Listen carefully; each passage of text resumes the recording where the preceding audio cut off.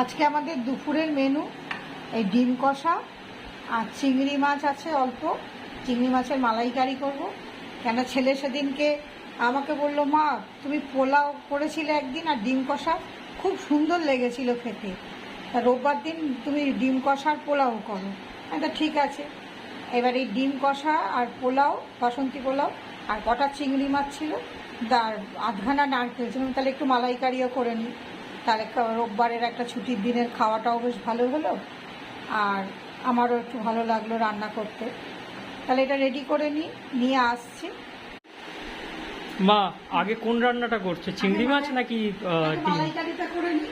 হ্যাঁ হ্যাঁ হ্যাঁ, সেটাই ভালো হবে। ডিম কষাটা করবো আর বাসন্তী পোলার ভাতটা হয়েই গেছে, ওইটা একদম লাস্টে গরম গরম ওটা করে তোদের খেতে দিয়ে দেবো। তাহলে মালাইকারির জন্য আগে রেডি করে নিই। হ্যাঁ হ্যাঁ, আমি কিন্তু বেশি তেলটা দিই না, না না কম তেলেই ভালো। কম তেলে দিলে মালাইকারিতে যদিও একটু তেল দিলে ভালো লাগে, তবুও বেশি তেলটা দিতে আমার একটু ভয়ই লাগে।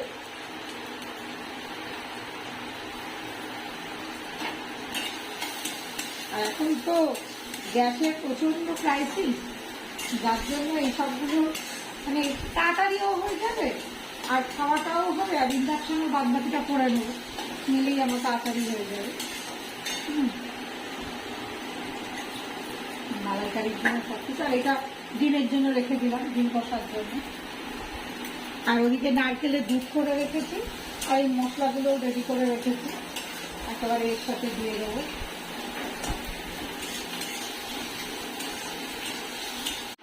কষে নিয়ে এবার নারকেলের দুধটা দিয়ে দিয়েছি, একটু গা মাখা হবে, নামিয়ে একটু গরম মশলা দেবো, দিলে হয়ে যাবে আমার চিংড়ি মাছের মালাইকারি।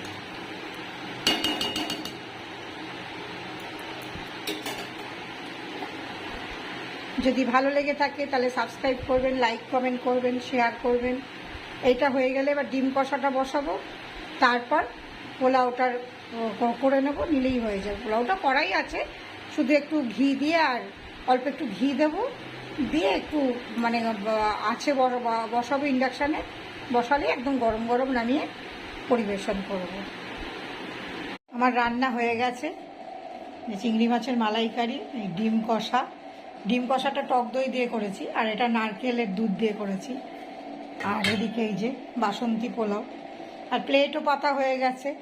এইবার গরম গরম দিয়ে দেবো দুপুরের খাবার।